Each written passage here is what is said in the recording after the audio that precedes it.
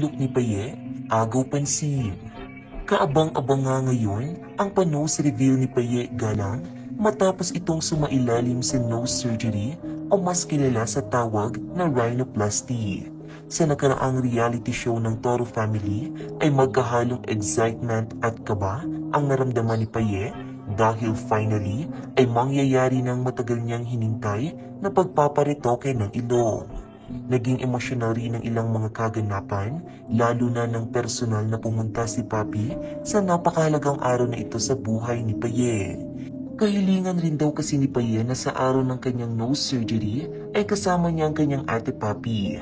Kaya naman kahit may tampuhan at galit sa bawat isa ang magkapatid ay mas nanaig pa rin ang kanilang pagmamahalan dahil isinantabi muna nila ang bagay-bagay lalo na si Papi at talaga namang sinuportahan si Paye.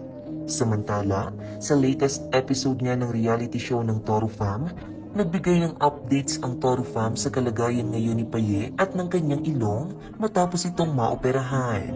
Very hands-on nga ang Toro members sa pag-aalaga kay Paye dahil sa hirap pa itong kumilos. Kapansin-pansin nga ang pamamaga ng mukha ni Paye na isang normal na bagay para sa taong galing sa retoke. Makikita rin na naka-plaster pa ang ilong nito dahil sa sariwa pa ang tahi ni Paye sa ilong.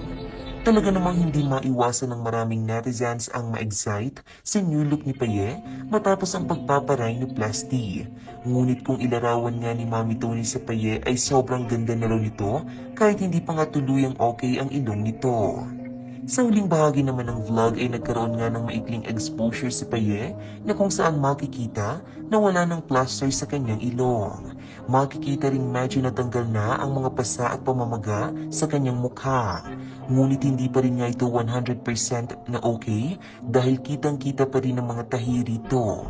Gayunpaman, kahit nga hindi pa totally okay ang ilong ni Paye, hindi na nga maitatanggi sa kanyang mukha ngayon ang malaking pinagbago dahil sa pagtangos ng kanyang ilong. Kaya naman, mas lalo pang dumami ang mga na-excite sa tuluyang pagaling nito completely.